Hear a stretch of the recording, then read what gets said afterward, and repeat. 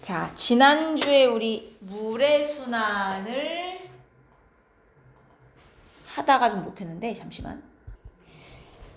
물의 순환 문제에서 물의 순환이 바다나 강에 있는 물이 증발해서 수증기가 됐다가 구름이 돼서 비가 되고 눈이 되고 내려왔다가 다시 흘러 바다로 돌아가면 한 바퀴 도는 거잖아요. 이런 걸 물의 순환이라 그래. 물의 순환은 뭐가 에너지의 근원이에요? 태양 에너지. 내가 에너지 근원이 뭐냐고 물어보면 답이 셋 중에 하나로 나와야 되죠. 태양 에너지, 지구 내부 에너지, 조력 에너지 중에 나와야 되고. 그럼 봐봐. 화석 연료가 생성됐어. 화석 연료라고 하면 석탄 석유를 말하잖아. 석탄 석유가 생겼어. 누구와 누구의 상호작용이냐라고 물어보면 뭐라고 대답해야 돼? 생물권과 직권. 상호작용이 뭐냐고 물어보면 생물권, 직권 이렇게 대답하는 거잖아. 근데 화석연료의 에너지 근원이 뭐냐라고 물어보면 이 석탄, 석유 안에 저장된 에너지의 근원은 어디서 온 거야? 어디? 태양 에너지. 왜냐하면 봐요. 석탄, 석유는 옛날에 뭐였어? 지구에 살던 동물 식물이었어. 그지? 동물 식물이 살다가 땅에 묻혀서 엑기스만 남은 게 석탄 석유다 이거야. 그러면 동물 식물의 몸속의 에너지는 어디서 온 거냐? 자, 식물이 광합성을 해가지고 에너지를 양분으로 저장했다가 이걸 동물이 뜯어먹으면 동물의 몸속에 오는 거고, 우리는 양분을 만들 능력이 없기 때문에 식물이 광합성해서 만들어 놓은 걸 우리가 뺏어먹고 살고 있는 거잖아. 따지고 보면. 그죠? 지구상의 모든 생물이 쓰고 있는 에너지는 따지고 보면 다 태양에서 온 거예요. 식물이 광합성해가지고 만들어 놓은 걸 우리가 먹고 사는 거다 이거야. 그래서 생물의 몸속에 있는 에너지는 100%다 태양에서 온 거예요. 그래서 만약에 이게 누구와 누구의 상호작용이냐라고 물어보면 뭐 생물권, 직권 이렇게 대답하는 거고, 에너지 근원이 뭐냐라고 물어보면 태양 에너지냐, 지구 내부 에너지냐, 조력 에너지냐를 대답하는 건데, 보통 서술형에서 이 두 개를 동시에 다 물어봐요. 누구와 누구의 상호작용인지도 쓰고 에너지 근원도 쓰고. 그럼 두 개를 다 써야 되는 거예요. 그치? 자, 그럼 예를 들어 지하수가 흘러서 석회 동굴이 탄생했다. 누구와 누구의 상호작용이냐라고 물으면 이건 지하수가 흘러 동굴이 뚫렸어. 수권, 직권이잖아요. 에너지 근원이 뭐냐고 물으면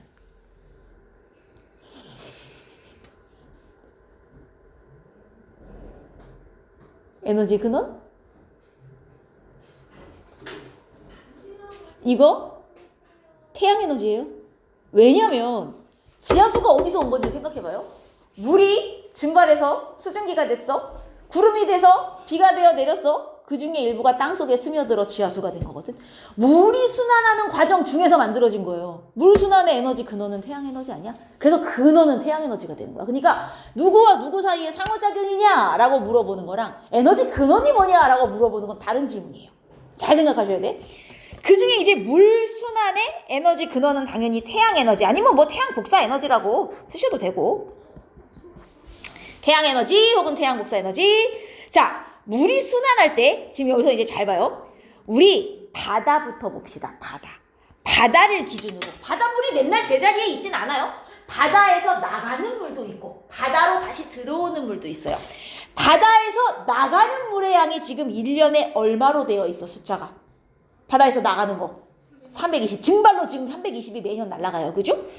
자, 바다가 이게 잃은 양을 우리가 유출량이라고도 해. 바다에서 유출되는 게 매년 증발로 320이 나가요. 그럼 바닷물이 매년 줄어드냐? 그건 또 아니거든? 나가는 게 있으면 들어오는 게 있어요. 자, 바다로 들어오는 물은 지금 뭐가 있니? 일단 강수. 바다에 비가 내릴 거 아니냐, 그죠?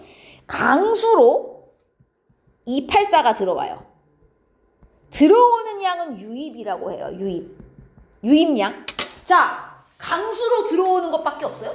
또 들어오는 거 없어, 그림에? 지표 유출. 이 지표 유출이 뭐냐? 강물이나 지하수가 흘러 바다로 들어오는 걸 말해요. 그럼 지표에서 바다로 들어오는 지표 유출로 얼마가 들어오나? 36인가? 자, 다 더하면 이게 얼마예요? 320. 아이고, 320. 나가는 것도 320, 들어오는 것도 320 어때? 결국 매년 바닷물의 양은 일정하게 유지된다는 얘기를 하고 싶은 거야. 나가는 것도 있고 들어오는 것도 있어. 순환하면서. 근데 결국 그 양이 똑같아. 그 다음 이번엔 육지 기준. 자, 육지에서 나가는 물 일단 증발되는 게 있어요. 매년 60이 증발돼요. 육지가 잃은 거 증발로 60이 나가요. 또 있어요. 육지 유출 누구 있습니까? 또 육지에서 나가는 거. 지표 유출. 이게 육지에서 바다로 흘러 들어가는 거기 때문에 바다 입장에선 유입량이지만 육지 입장에선 유출량이죠. 그럼 지표 유출로 36이 나가요. 합쳐서 총 1년에 96이 나간다 이거예요. 자, 들어오는 것도 있어요. 뭐 들어와요? 뭐?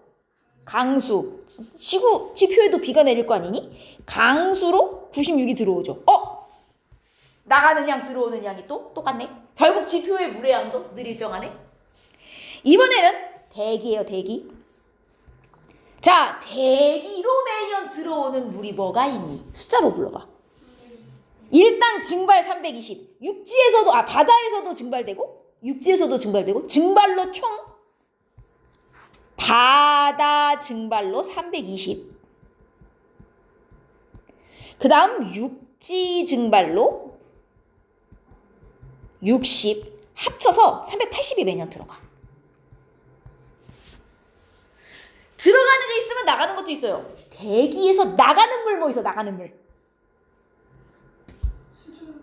수증기? 그죠? 얘가 380 들어왔다가 이 380이 비가 되어 도로 내리는 거예요. 바다 강수로 284. 그리고 육지 강수로 96이 나가지. 합쳐서 380. 뭐야? 결국 대기 중에 물의 양도 늘 일정하게 유지가 되네. 이 얘기를 하고 싶은 거예요. 숫자를 외우는 게 아니라 숫자는 바뀌어서 나올 수도 있는 거야. 항상 바다든 육지든 대기든 들어오는 양과 나가는 양, 물의 양이 늘 일정해야 된다. 이게 핵심인 거지. 이해했어? 자, 이게 물의 순환이고요. 그 다음 이제 탄소 순환. 탄소도 순환을 하는데 여러분 뭐 대표적인 예시를 한번 생각해 보면 이 식물이 있었는데 공기 중에 이산화탄소, 이것도 탄소잖아. 대기 중에도 탄소가 있어요. 이산화탄소의 형태로 떠다니고 있는데 이 이산화탄소를 식물이 흡수해서 뭐 하는 데 써? 광합성하는 데 써요. 그럼 이 탄소가 광합성을 해서 이제 포도당이 된단 말이지. 이 포도당을 일부는 지가 써요. 만들어 놓고 지가 살아가는데 숨 쉬어서 다시 이산화탄소로 내뱉으면서 일부는 지가 쓰고 일부는 저장해 놨다가 먹혀요. 초식동물 1차 소비자한테. 그럼 1차 소비자는 이걸 뜯어먹고 또 숨을 쉬겠죠? 이산화탄소 나가고. 그 중에 일부는 또 2차 소비자가 먹어요. 그럼 2차 소비자도 숨을 쉬어가지고 또 나가고 나중엔 얘네가 다 죽어요. 그러면 죽으면 땅속에 이제 누가 있냐? 분해자가 있어요. 분해자도 생물이니까 숨을 쉬어야죠. 얘네한테 얻은 에너지로 다시 이산화탄소를 내보내면서 이게 이렇게 돌고 도는 이런 게 이제 탄소 순환의 기본이에요. 그래서 탄소라고 하는 건 직권, 수권, 기권, 생물권 여기 탄소가 기본적으로 다 있어서 여기에 있는 탄소들도 각 권을 이렇게 돌아다니고 있거든. 그러면 기권에는 탄소가 존재하는데 어떤 형태? 기권의 탄소는 다 기체로 떠다니죠. 이산화탄소가 돼갖고 여기에 탄소가 들어가서 떠다니고 뭐 극히 일부는 메테인 같은 걸로 다니기도 하고요. 그래서 기권의 탄소는 일단 다 기체 형태로 이렇게 다니고 있고 땅에도 탄소가 묻혀 있어. 땅에 있는 탄소는 어떤 형태로 존재를 하나? 땅에 묻혀 있는 탄소. 뭐라고? 화석연료, 석탄석유. 이것도 탄소인데 직권에 화석연료로 묻혀 있는 것도 있고 근데 이거는 이제 되게 극히 일부. 직권에 있는 탄소 중에 일부는 화석연료로 묻혀 있기도 하지만 거의 대부분의 탄소는 돌이 되어서 땅속에 들어있어요. 무슨 돌? 자, 탄산칼슘. 이걸 우리가 탄산염이라고도 부르고 아니면 화학식으로는 CaCO3 아니면 석회석. 탄산칼슘이 석회석이에요. 그래서 다 똑같은 얘기예요. 탄산칼슘, 탄산염, 석회석의 형태. 대부분의 직권의 탄소는 다 돌이 되어 땅속에 묻혀있어. 그 중에 극히 일부만 석탄, 석유의 형태로 남아있는 거거든요. 그 다음 수권에도 탄소가 있어요. 수권의 탄소는 주로 물에 녹아갖고 이온으로 떠다녀요. 탄산이온 아니면 탄산수소이온이라는 것도 있어요. 탄산이온이나 탄산수소이온이 돼서 물속에 떠다니는 탄소도 있고, 그 다음 생물권. 우리 몸에 탄소 뭐 있어? 탄소화합물, 탄수화물, 단백질, 지질, 핵산, 이거 다 탄소로 이루어진 애들 아닙니까? 그래서 생물권에서는 탄소화합물로 몸에 저장이 돼 있어요. 탄소화합물. 여기까지 됐습니까? 근데 한 번 기권에 있는 탄소라고 영원히 기권에 있는 게 아니라 이제 직권, 수권 이렇게 돌고 돌 수 있다는 거지. 그러면 요 4개 권에 있는 탄소들 중에 가장 많은 양을 차지하는 탄소는 어디에 있을까요? 이 중에 제일 양이 많은 건 누구게? 대부분의 탄소가 이 형태로 존재해요, 사실. 기권? 그럼 우린 지구온난화에서 죽어요. 부글부글 끓어. 얘가 거의 7, 8%? 대부분의 지구의 탄소는 땅에 돌멩이로 묻혀있다고 생각하시면 돼요. 나머지 탄소들이 나머지 권에 떠돌아다니고 있는 거고요. 거의 대부분은 탄산염의 형태로 묻혀있어요. 직권에 제일 많이 있는 거죠, 현재.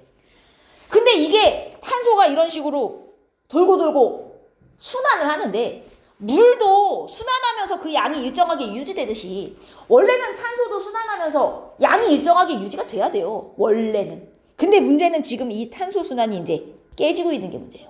왜 깨졌냐? 자, 인간이 땅에 묻혀 있어야 되는 탄소를 다 캐가지고 전부 태우기 시작했어요.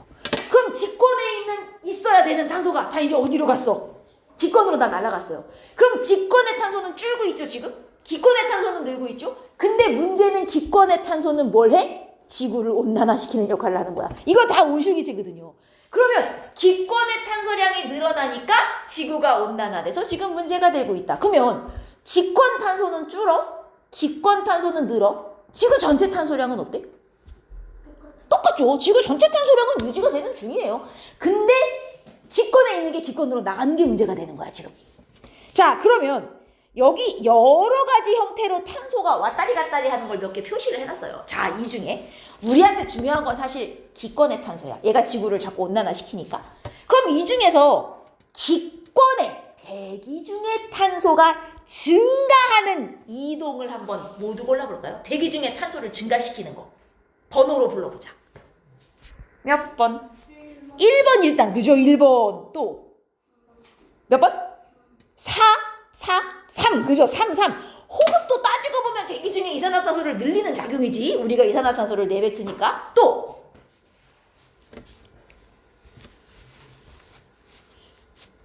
7. 자, 근데 저 7이 대체 뭘까?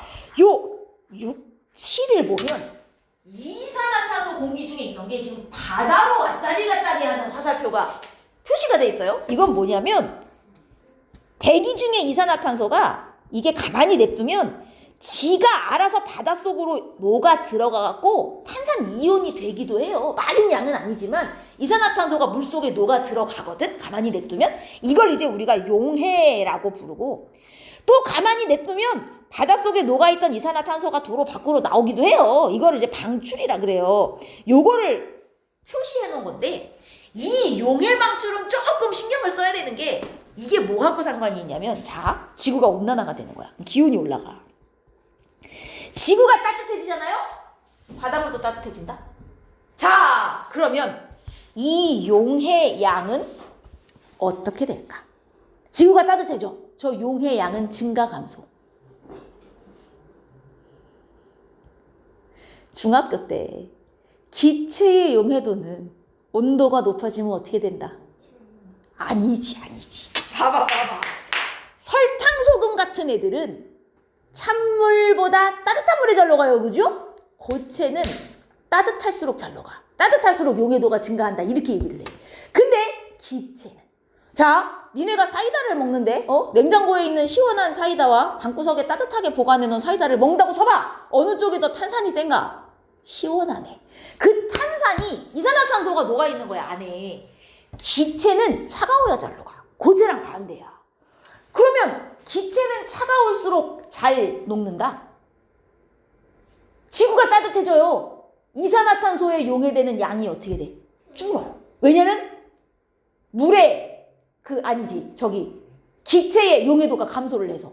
대신 녹아있는 양이 줄어든다는 건 나가는 양은 늘어난다는 얘기랑 똑같거든요. 녹아있던 애조차 나가는 거야. 방출량이 늘어요. 그러면 지구가 온난화돼졌어? 이건 줄고 이게 늘면 대기 중에 이산화탄소가 더 늘죠. 더 온나돼. 더 온난화가 돼. 더 따뜻해져. 악순환이 되는 거예요. 그래서 요 기온하고 이산화탄소의 용해도 관계, 요거를 물어볼 때가 꽤 있어요. 따뜻해지면 용해도가 감소한다. 잘 안 녹는다. 나가는 양은 오히려 늘어난다. 요렇게 생각을 해줘야 돼. 그래서 요 방출되는 게 이제 대기 중에 탄소를 증가시키는 요인 중에 하나. 또 있어요. 또 대기 중에 탄소 증가 요인. 5번. 화산 활동을 하면 화산이 터질 때 화산 가스가 나오는데 그 안에 이산화탄소가 많아? 그럼 화산가스는 땅에 있던 이산화탄소가 밖으로 나가는 형태, 직권에서 이제 기권으로 나가는 거죠. 그래서 대기 중에 탄소가 증가하는 요인이 여기서 1, 3, 5, 7번이 이산화탄소를 증가시키는 요인이고, 그럼 대기 중에 탄소를 감소시키는 건 몇 번?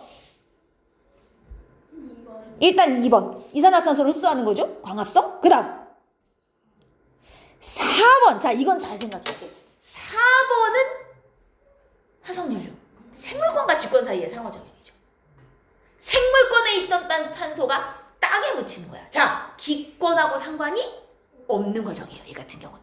그럼 기권의 탄소량을 줄일 수 있는 번호는 또 몇 번? 6번. 대기 중에 이산화탄소가 바다로 녹아드는. 지금 2번하고 6번만 감소 요인. 그럼 나머지의 그 4번, 8번 같은 경우도 해저 탄산염이 뭐냐면 바닷속에 있던 탄소가 가라앉아서 돌이 돼갖고 땅으로 가는 거거든. 수권과 직권 사이에서 왔다 갔다 하는 거기 때문에 이거는 또 기권하고 상관이 없어요. 그래서 대기 중에 탄소랑 관계 있는 것들은 이제 이런 것들이 있다라는 거. 그럼 만약에 우리가 아까 전에 어디 갔어? 이건 지난주에 했던 요 상호작용이잖아요. 내가 예를 들어 호흡과 광합성이라고 말하면 이거는 생물권과 기권 사이의 상호작용이니까 여기서 고르라고 하면 D잖아? 근데 호흡과 광합성의 탄소 이동 방향이라고 내가 정확히 콕 집어 말했어. 그러면 호흡은 어디서 어디로 탄소가 이동하는 거야? 생물권에서 기권으로 가는 거죠. 근데 광합성은 어디서 어디로 가는 거야? 기권에서 생물권으로. 이게 그냥 호흡과 광합성이 누구와 누구 사이의 상호작용이라 그랬으면 방향에 관계없이 그냥 기권 생물권 이렇게 고르면 돼요. 근데 콕 집어서 탄소 이동 방향까지 따져라 그러면 이제 방향까지 신경을 써줘야 되는 거야. 아까 얘기했던 지하수에 석회암이 녹아서 동굴 생기는 거 있잖아요. 석회 동굴이 생기는 과정. 자, 이거 누구의 상호작용이냐 그랬으면 직권과 수권의 상호작용이라고 얘기하지만 만약에 정확하게 탄소 이동 방향이 어디서 어디냐고 물었으면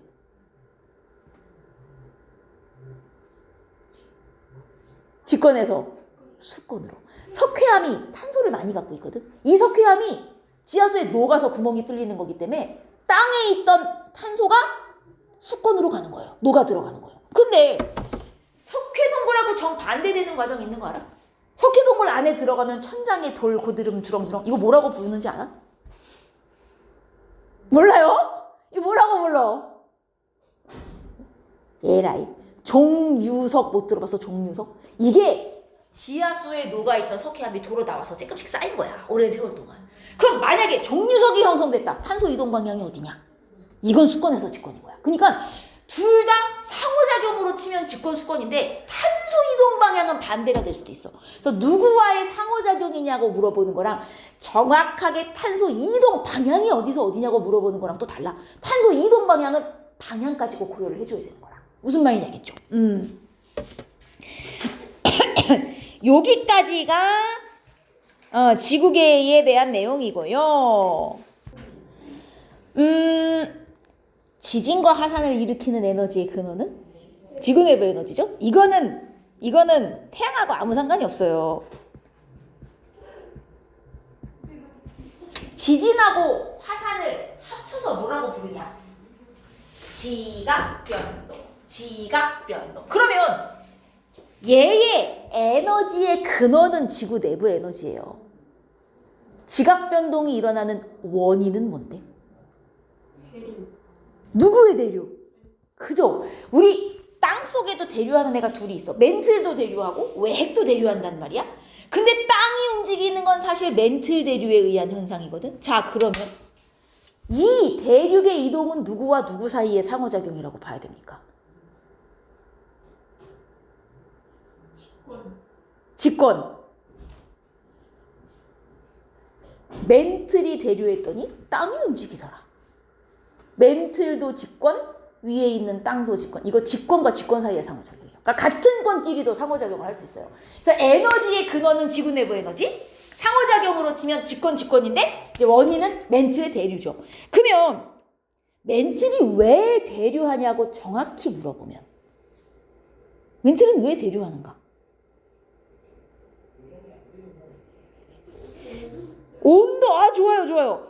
멘틀이 제일 두꺼운 층인 건 알지? 지구 안에서 멘틀이 겁나 두껍단 말이에요. 위에 지각이 있으면. 지구 내부로 들어가면 들어갈수록 온도는 뜨거워지는 거 아니냐. 멘틀은 두꺼우니까 윗부분과 아랫부분이 사실 온도가 많이 달라. 그래서 멘틀 윗부분보다 아랫부분이 훨씬 더 뜨겁단 말이죠. 두껍다 보니까. 아래쪽이 뜨겁고 위쪽이 차니 얘가 올라가고 얘가 내려가는 대류가 일어나죠. 고체지만 약간의 유동성이 있기 때문에 가능한 거지. 그래서 이거를 우리가 멘틀의 대류, 더 정확하게는 상하의 온도 차이에 의한 멘틀의 열대류라는 표현을 써요. 열에 의한 대류이기 때문에 온도 차이에 의한 멘틀의 열대류. 자세하게 표현하면 이렇게 나와요. 온도 차이에 의한 멘틀의 열대류. 그래서 멘틀이 이렇게 열대류를 하면 그 위에 있는 땅이 움직이는 건데, 그럼 위에 있는 땅이 움직이다 보면 이제 어떤 일이 일어나나? 땅들이 막 움직이다 보면 지들끼리 부딪히기도 하고 하나의 어떤 땅이 갈라지기도 하고 막 이런단 말이에요. 그러면서 그 사이에서 지진도 터지고 화산도 터지고 그러는 거야. 그러면 여기 지구상에 주로 화산 지진 많이 터지는 데를 표시를 해놓은 건데 지구 전체에서 화산과 지진이 고르게 터지진 않거든. 유난히 화산 지진이 많이 터지는 데들이 정해져 있단 말이지. 거기는 이제 어느 부분이겠냐? 경계. 땅과 땅이 막 부딪히거나 갈라지거나 하는 그 부분이 주로 많이 지각 변동이 일어나는 부분이 되는 거야. 자, 그러면 화산대와 지진대가 비슷한 이유가 그 땅과 땅이 만나는 경계에서 화산도 많이 일어나고 지진도 많이 터지기 때문인데, 요 이유를 설명하기 전에 우리 3번을 먼저 보시면 이 3번의 내용이 이거예요. 우리 지각도 두 개로 나뉘는 거 알죠? 두꺼운 대륙 지각과 얇은 해양 지각, 이렇게 나눠진단 말이죠. 바다, 여기가 대륙. 대륙 지각의 평균 두께 기억나나? 약 35km. 해양 지각의 평균 두께가 약 5km. 해양 지각. 어쨌든 둘 다 지각인데, 지각을 뚫고 들어가면 이 밑에 멘틀이지만 우리가 멘틀이 유동성이 있다라고 표현을 해. 지각은 유동성 있어 없어? 당연히 없지. 지각은 단단한 돌덩어리인데 뭔 유동성이 있어. 그죠? 여러분 밟고 서 있는 땅을 생각해봐요. 얘는 완전 돌덩이기 때문에 유동성이 없고, 멘틀 들어가야 이제 조금씩 녹기 시작하면서 유동성이 생기는 건데, 그러면 내가 지각에서 멘틀로 한 발자국 딱 들어가자마자 갑자기 어떤 유동성이 뿅 하고 생겨서 막 멘틀이 움직이냐? 그렇게는 안 된단 말이지. 지구 내부로 들어가면서 점점점 온도가 올라가가지고 조금씩 녹는 거지. 지각에서 무슨 무 자르듯이 경계를 딱 건너가면 바로 멘틀 유동성 생기고 이렇게는 안 돼. 거기다가 멘틀이 또 엄청 두껍잖니? 그래가지고 같은 멘틀이어도 윗부분은 사실 단단하고요. 좀 깊은 데로 들어가야 애가 좀 녹아서 유동성이 생긴단 말이야. 그래서 같은 멘틀이어도 위쪽은 거의 돌에 가깝고 좀 깊은 데로 들어가야 유동성이 생겨. 그러면 대륙 지각 같은 경우가 평균 두께가 35km고 해양 지각이 약 5km인데 이게 바로 멘틀로 간다고 유동성이 생긴 게 아니라 좀 깊이 들어가서, 여기는 이제 조금 너무 깊이를 말도 안 되게 그렸지만 좀 들어가서 평균 두께가, 대륙지각 해양지각 합쳐갖고 평균 두께가 한 100km 정도, 요 정도까지는 사실 그냥 돌이야, 돌. 지각을 뚫고 멘틀까지 들어가도 한 100km 정도까지는 유동성이 없어요. 그 밑으로 더 깊이 들어가야 이제 뜨거워져가지고 어느 정도 유동성이 생기는 거지. 100km까지는 유동성이 없다. 그러면 같은 멘틀이어도 여기는 이제 완전 윗부분이죠. 상부 멘틀. 그리고 요 밑으로 내려가면 좀 깊은 멘틀이 되는 거잖아. 이 아래쪽에 유동성이 있는 거예요.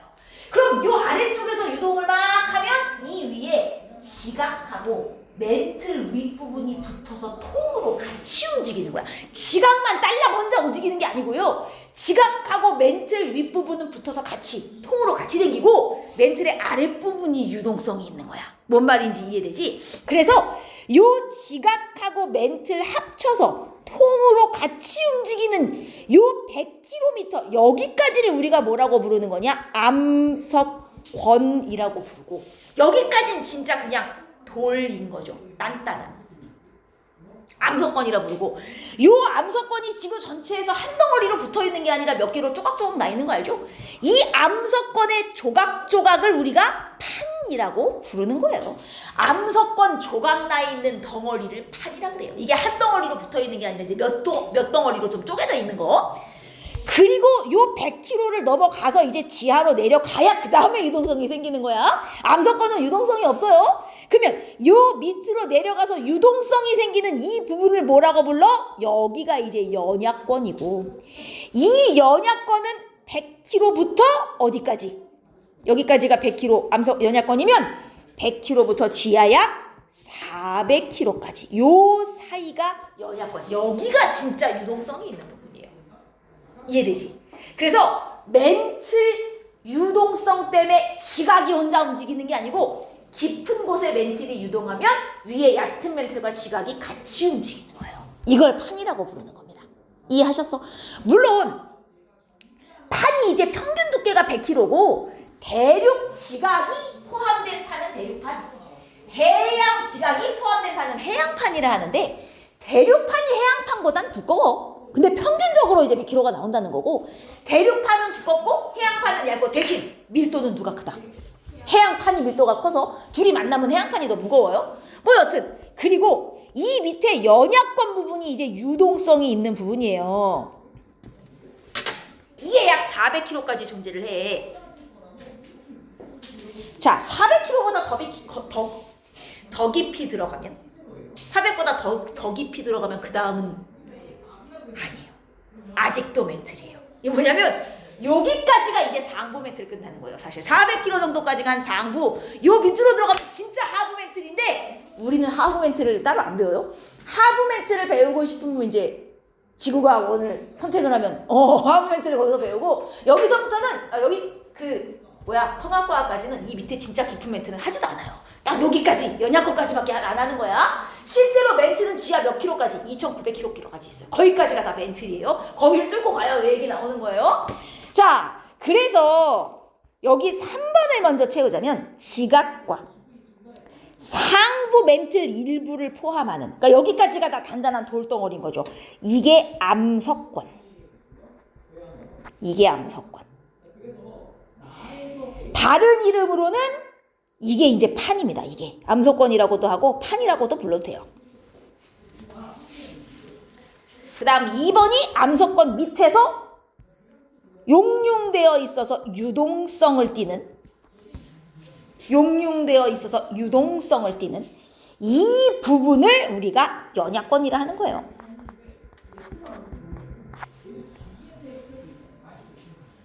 그리고 판 이동의 원동력은 우리가 멘틀 대류라고 그냥 부르지만 정확하게는 연약권에 대해죠. 같은 멘틀이어도 판에 포함된 멘틀 부분은 유동성이 없어요. 연약권의 대류인데 우리가 그냥 일반적으로 멘틀 대류다 이렇게 표현을 하는 거예요. 그러면 연약권이 대류를 하면 그 위에 있는 판이 움직이고, 판이 움직이면 이 판과 판 사이의 경계에서 얘네가 부딪히고 이러면서 지진도 터지고 화산도 터지고 하는 거예요.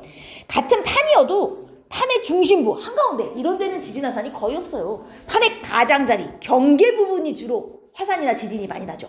그래서 이제 2번.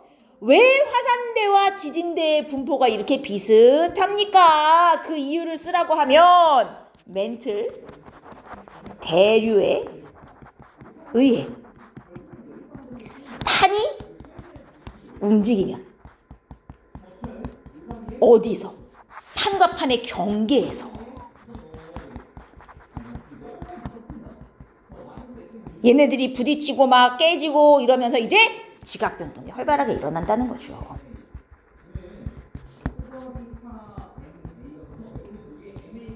활발해진다 이런 식으로 쓰시면 되겠죠? 그러다 보니 판과 판의 경계에 해당하는 부분에 주로 지진화산이 몰려있고 판 한가운데 부분은 별로 없더라. 이러다 보니까 전체적으로 고르게 퍼져 있지 않다라는 얘기를 하는 거예요. 자, 그러면 요 판과 판의 경계가 종류가 크게 3가지가 있는 거예요. 판과 판은 멀어질 수도 있고 가까워질 수도 있어요. 그리고 멀어지지도 가까워지지도 않을 수도 있거든요. 근데 결국 판이 이동하는 이유는 멘틀 대류이기 때문에 자, 봐라. 여기가 판이고 여기가 이제 대류할 수 있는 멘틀이요. 대류라는 게 오르락내리락 한다는 거잖아. 쉬운 말로 하면 안 그래요? 그러면 밑에 있던 멘틀이 위로 올라갈 수도 있고 이제 주변보다 뜨거운 애들은 올라가겠죠? 그리고 위에 올라간 멘틀이 다시 밑으로 내려오는 부분도 있어요. 대류라는 건 올라갔다 내려왔다를 하는 것이기 때문에 여기는 멘틀 대류의 상승부, 요쪽이 멘틀 대류의 하강부라고 생각을 해보면 멘틀 대류가 올라갔어. 올라가다가 여기 지금 땅에 막혔잖니? 여기 땅에 막혔잖니? 갈 수가 없네? 그럼 얘네가 나는 올라가고 싶은데 위에는 막혀있고 밑에선 계속 올라와. 어떻게 될 것 같냐? 옆으로 퍼져요, 얘네가. 그럼 옆으로 퍼지면 위에 있는 땅도 이렇게 양쪽으로 퍼지는 방향으로 힘을 받아요. 이렇게 계속 힘을 받다 보면 어떻게 되냐? 여기가 뚝 끊어져요. 그러면 여기가 끊어지면서 두 땅은 서로 어떻게 되는 방향? 멀어지는 방향으로 움직이겠죠? 서로 멀어진다. 우리가 이걸 어려운 말로 뭐라 그래? 발산. 이런 데를 발산형 경계라고 부르는 거예요. 그래서 발산 경계는 멘틀 대류의 상승부에 생겨요. 멘틀 대류가 올라가다가 더 이상 갈 곳이 없어서 양쪽으로 멀어지면 위에 있는 땅도 땡기는 힘을 받아가지고 멀어지려는 방향으로. 그러다 보면 땅이 끊어지더라. 끊어져갖고 멀리 간다. 이런 데를 발산 경계, 발산형 경계 이런 식으로 부른단 말이죠. 그러면 땅이 끊어져가지고 양쪽으로 멀어져? 이렇게 땡기는 방향, 양쪽으로 땡기는 방향의 힘, 이렇게 땡기는 방향의 힘을 뭐라고 부르냐? 양쪽으로 당기는 힘. 여기는 장력이 작용한다. 이렇게 표현을 해요. 양쪽으로 당기는 방향의 힘, 장력이 작용한다. 장력을 받으면 멀어지게 돼 있어요. 반면 멘틀 대류 하강부를 봐봐. 하강부. 얘는 멘틀이 내려가. 그럼 이제 이 부분에 멘틀이 없냐? 아니지. 주변에서 와서 채워주는 거예요. 그래서 멘틀 대류 하강부는 멘틀이 양쪽에서 이렇게 가까워지는 방향으로 움직여요. 그럼 위에 있는 땅도 가까워지려는 방향으로 서로 힘을 받아요. 자, 양쪽에서 밀어. 그럼 땅이 어떻게 될 것 같냐? 솟아오르거나 막 휘어지거나 이렇게 된단 말이죠. 그러면서 막 지진 화산이 터져요. 그럼 땅이 이렇게 가까워지려고 한다. 가까워진다를 어려운 말로 수렴하려고 한다. 수렴 경계 혹은 수렴형 경계 이렇게 말한단 말이지. 그러면 수렴 경계처럼 이렇게 가까워지려는 방향으로 받는 힘, 우리는 이 힘을 뭐라고 불러?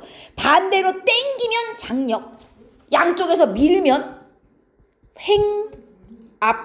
횡압력을 받는다. 이렇게 표현해요. 땡기면 장력, 밀면 횡압력, 땡기면 발산, 밀면 수렴 이렇게 되는 거예요. 여기까지 이해했어? 됐어요? 그래서 멘틀 대류의 상승부에서는 발산형 경계가, 멘틀 대류 하강부에서는 수렴형 경계가 발달하는데 요 그림이 이 밑에 있거든. 자, 발산형 경계 어디 갔니? 봐라. 지금 멘틀 대류가 위로 올라오는 거 보이죠? 대류가 위로 올라오다가 아이고 막혔네 갈 데가 없어. 그럼 양쪽으로 이렇게 퍼져요. 그래서 양쪽으로 당기는 힘을 받아갖고 지금 땅이 갈라진 거예요. 근데 보통 이렇게 발산형 경계가 어디에 많냐면 발산형 경계는 특히 바닷속에 유난히 많아요. 그러다 보면 이제 어떤 일이 일어나냐. 여기가 땅이었는데 밑에서 멘틀 대류가 올라와가지고 이렇게 당기는 힘을 받아서 장력을 받아서 이놈이 끊어져요. 끊어지면 이 올라오던 마그마가 밖으로 팡 터진단 말이에요. 이게 이제 화산이에요. 그래서 여기 화산이 많거든요. 원래 발산형 경계에는. 근데 화산이 터졌는데 여기가 바닷속이야. 바닷속은 차가우니까 마그마가 터져도 금방 식어버린단 말이야. 그러면 이 터진 마그마가 식어서 어떻게 되냐? 새로운 땅이 돼요. 근데 얘가 또 땡기면 또 끊어져. 또 올라와. 또 새로운 땅이 돼. 뭐야? 땅이 계속 생겨나요. 발산형 경계는 판이 생성되는 곳이라 얘기해. 그리고 얘가 화산이 터지면 왜 백두산 같은 경우도 화산 폭발로 생긴 산이잖아요. 그죠? 화산이 터지면 바닷속은 또 마그마가 빨리 식다 보니까 이 마그마가 다 흘러내려가기 전에 얘네가 식어버려서 이 부분에 땅이 이런 식으로 산처럼 만들어져요. 그래서 발산형 경계는 양쪽에 이렇게 산이 있고 가운데 골짜기가 있는 것처럼. 왜냐? 산이 하나 생겼는데 화산 터져서 산이 하나 생겼는데 양쪽에서 계속 당기잖아요. 그럼 가운데가 또 갈라져갖고 여기서 또 터지고 또 얘네가 끊어져갖고 양쪽으로 이렇게 멀어지면 여기서 또 터져갖고 또 생기고 이런 식으로 계속 가운데에서 땅이 계속 생겨나는 이러한 경계를 발산 경계라 그래. 그래서 발산 경계에서 요 땅이 계속 새롭게 생겨나는 양쪽에 산처럼 생긴 부분, 이게 옆에서 보면 지금 산처럼 그려놨지만 위에서 내려다보면 산 하나로 끝나는 게 아니라 수백 킬로미터의 산맥이 쫙 연결되어 있는, 경계를 따라서 쭉 산맥이 연결되어 있는 형태로 되어 있어. 되게 길어요. 그래서 이렇게 화산이 터져서 산처럼 양쪽에 튀어오른 부분, 우리가 여기를 뭐라고 부르냐면 해령이라고 부르고, 가운데에서 멘틀 물질이 솟아 올라갔고 양쪽에 산처럼 튀어나온 땅이 자꾸 만들어지는 이곳, 이 해령이 판이 새롭게 자꾸 생성되는 곳이에요. 여기서 새 땅이 자꾸 만들어져. 마그마가 올라와가지고. 그리고 이 해령은 산처럼 생겼다 그랬잖아요. 산과 산 사이에 꼭 이렇게 골짜기가, 가운데에 마그마가 올라왔다가 산이 됐다가 또 갈라지고 이게 계속 반복되기 때문에 가운데 이렇게 쏙 들어간 골짜기가 있어요. 요 가운데 쏙 들어간 골짜기를 열곡, 혹은 이게 위에서 보면은 골짜기 하나가 아니라 쭉 연결된 골짜기이기 때문에 열곡대라는 표현을 쓰기도 해요. 요 마그마가 나와서 땅이 자꾸 생기는 이 부분이 이제 해령이고, 해령 중에서도 요 가운데 쏙 들어간 골짜기를 열곡이라고 부른다고 보시면 돼요. 이해했습니까? 자, 그래서 발산형 경계는 마그마가, 멘틀 물질이 상승하는 곳에 있고, 그 다음 여기에 주로 생기는 지형은 해령과 열곡이 생기며, 자, 그럼 여기서는 일단 화산 터져 안 터져? 아니, 생각을 해봐라. 마그마 터지고 또 식어가고 터지고 식어가고 이 반복 아니에요? 화산 겁나 활발해. 계속 터져. 얘는 화산 활동 활발하고, 그 다음 땅이 식었는데 양쪽에서 당겨갖고 끊어지고 또 식어갖고 끊어지고, 땅이 한번 끊어질 때마다 지진도 겁나 많이 일어나요. 근데 이 지진도 우리가 종류를 이제 얼마나 땅속 깊은 데서 터지는 지진이냐에 따라 종류를 좀 구분을 해요. 그래서 지진은 깊이에 따라 가장 얕은 데서 일어나는 지진, 천발 지진. 그 다음 조금 깊이 들어가서 터지는 지진, 중발 지진. 제일 깊은 땅 속에서 터지면 심발 지진, 이렇게 표현하거든요. 천 하면은 얕다는 뜻이에요. 땅 근처에서 일어나는 거. 심은 깊을 심자, 저기 지하 깊은 곳에서 터지는 지진이거든. 근데 얘네는 깊이로 구분합니다. 천발은 지표에서 70km 이내까지, 요 안에서 지진이 터지면 천발이라 그래요. 중발은 70에서 300km 사이, 신발은 300km보다 더 깊은 곳, 여기서 터지면 이제 신발입니다. 깊이에 따라 이렇게 구분을 하거든요. 그래서 이걸 자세히 알려주는 학교는 발산형계는 지진이 활발합니다. 셋 중에서도 어느 지진이 활발하냐까지 물어봐요. 근데 발산 경계 같은 경우는 봐라. 일단 주로 바닷속이기 때문에 이게 다 해양판이에요. 해양판 자체가 두께가 얇잖아 일단. 그리고 해양판 두께가 얇은 데다가 얘네가 끊어지면서 여기서 주로 터지는 지진이기 때문에 깊이가 깊지가 않아요. 그래서 요 발산 경계에서 터지는 지진은 주로 지진 중에서도 천발 지진, 얕은 지진이 많이 터진다. 됐습니까? 여기까지. 그리고 예시가 있는데요. 일단 발산 경계는 이름에 뭐시기 해령, 무슨 열곡 다 이게 붙어요. 그러니까 이름에 해령 열곡이 붙어 있으면 다 발산 경계예요. 그래서 대표적으로 뭐 동아프리카 열곡대 이런 애가 요즘에 많이 나오거든요. 혹은 뭐 아이슬란드 열곡대, 혹은 대서양 중앙 해령. 뭐 이런 식이거든. 이따가 지도에서 얘네가 위치가 어딘지 우리가 한번 볼 거예요. 이름에 열곡, 해령 이따위 말이 붙어 있으면 다 발산이에요. 이해했습니까? 근데 누구한테는 해령을 붙이고 누구한테는 열곡을 붙이냐? 자, 해자가 바다 해자죠. 이게 바닷속에 있으면 보통 우리가 해령이라는 이름을 붙이고, 가끔 육지 밖으로 나와 있는 발산형 경계가 있어요. 밖에 나와 있으면 열곡자를 붙이는데, 이 왜 그러냐면 바다는 차가우니까 얘네가 마그마가 터져도, 바다는 마그마가 터져도 얘네가 흘러내리기 전에 금방 식어버리기 때문에 이렇게 해령을 남기고 금방 식어요. 근데 만약에 이 발산형 경계가 육지에 나와 있으면 이게 바퀴예요. 땡기는 힘을 받았어. 그래갖고 얘가 뚝 끊어져갖고 마그마가 터졌잖아요. 그럼 이 마그마가 바다보다 식는 속도가 느려. 아무래도 바다보다 좀 온도가 높을 테니까. 그러면 천천히 식으면 어떤 일이 일어나냐? 마그마가 줄줄줄줄줄 다 흘러가지고 옆으로 퍼져 나갈 때까지 얘가 안 식어요. 바닷속은 차가우니까 흘러내리기 전에 금방 식어서 산 모양이 되는데, 얘는 산 모양이 되기 전에 이미 다 흘러내려가 버리는 거야. 천천히 식으니까. 그래서 어떤 일이 일어나냐면, 이게 육지에서 터지면 산이 안 남아요. 그냥 가운데 골짜기만 이렇게 남고 끝나요. 산이 남기 전에 다 얘가 흘러나가 버리는 거야. 그때 그 사이에 식지를 못하는 거지. 그래서 육지의 발산 경계는 산 모양이 안 나와요. 해령이 없어. 열곡만 있어. 그러다 보니까 육지 발산 경계에는 열곡이라는 이름을 붙이고, 바다의 발산 경계에는 해령이라는 이름을 붙여서 이름을 보면 이게 무슨 경계인지도 알 수 있지만 얘가 육지에 있는 놈인지 바닷속에 있는 놈인지까지는 구분이 돼요. 이해했어요? 여기까지 따라왔어? 오케이, 좋습니다. 자, 그 다음 이번엔 수렴형 경계. 자지마. 수렴형 경계로 갈게요. 수렴은 가까워지는 거죠.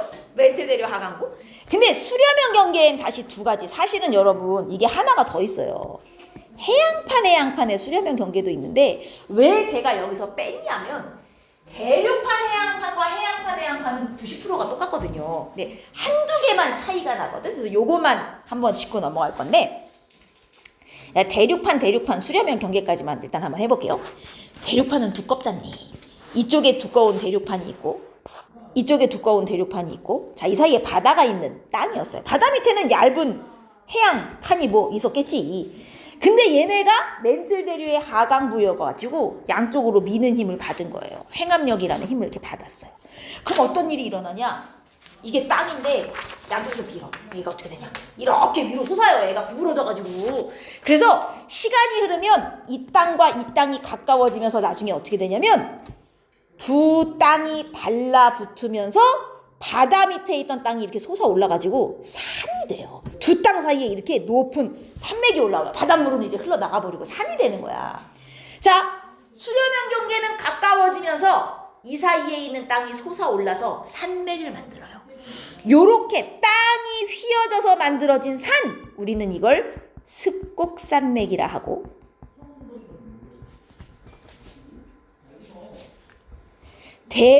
대륙판이 가까워질 때 이런 습곡산맥이 만들어지는 거예요.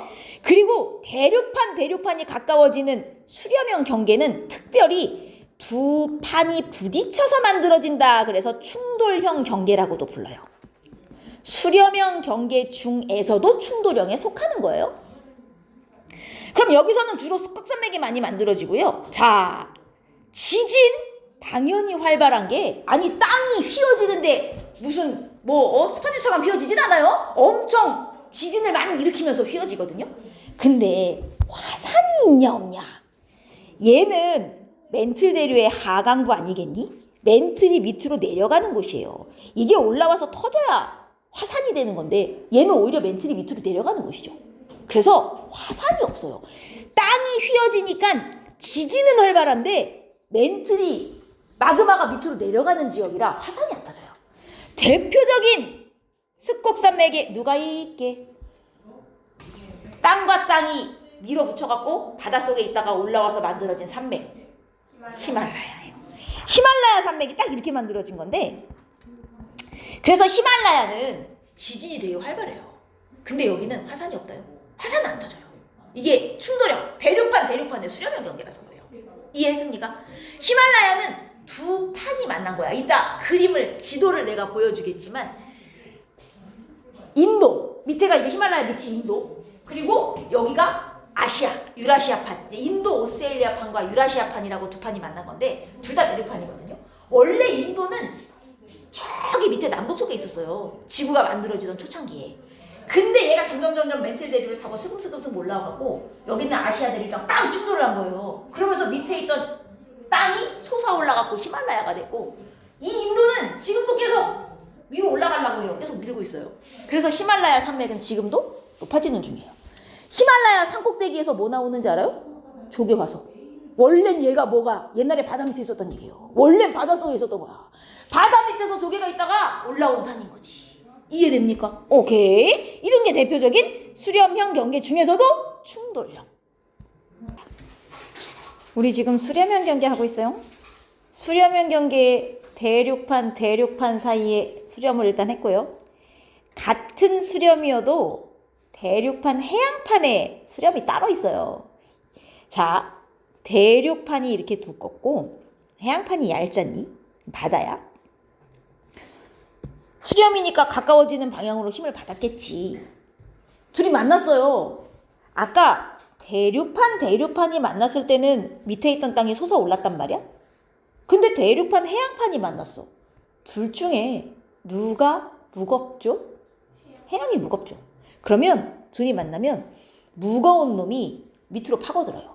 원래 무거운 애가 아래로 내려가는 거잖아. 가벼운 애가 위로 올라가고. 그래서 무거운 놈이 해양판이 가벼운 대륙판의 밑으로 이렇게 파고들면서 얘가 아래로 이렇게 내려가. 대륙판 아래로. 그러면 대륙판과 해양판 사이에는 이렇게 얘가 밑으로 내려가면서 깊은 골짜기가 하나 생겨요. 이 해양판이 대륙판 밑으로 들어 어디까지 들어가냐? 저 밑에 멘틀이 되어 녹을 때까지. 즉 땅이 없어지는 거예요. 여기를 땅이 소멸하는 경계. 아까 땅이 생기는 경계는 어디였냐면 해령이었단 말이야. 이렇게 생성된 땅이 없어지는 경계. 요 깊은 골짜기와 골짜기 사이. 여기서 땅이 이제 들어가서 없어지잖아요. 요 없어지는 경계를 해구라 그래요. 해구. 얘는 판이 소멸되는 곳. 해령에서 생겨서 밀리다가 해구로 들어가면 사라지는 거예요. 이해했어요? 자, 그래서 해구는 깊은 골짜기야.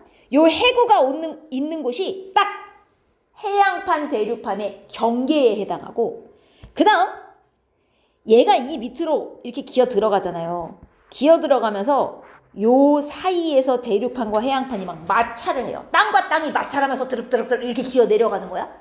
그럼 이 마찰 때문에 진동이 생겨요. 뭐? 지진이 터지는 거야. 요 사이에서 지진이 엄청 활발한데 지금 이 깊이가요. 여기가 해령이면 여기가 해령이면 해령에서 가까운 곳은 지진도 좀 얕은 데서 터져. 근데 얘가 이렇게 비스듬히 지하 깊은 곳으로 내려가잖아요. 그럼 여길 따라서 지진이 발생하는 깊이도 점점점 깊어지는 거예요. 그래서 해구에 가까운 곳은 지진이 얕은 데서 터지고 해구에서 멀어질수록 지진이 생기는 깊이가 깊어진다.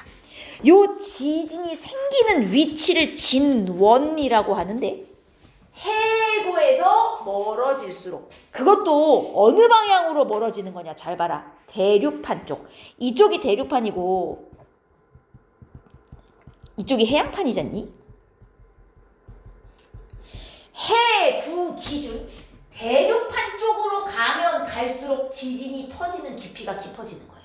잘 보면 해구에서 해양판 쪽은 지진이 일어나 안 일어나 지금?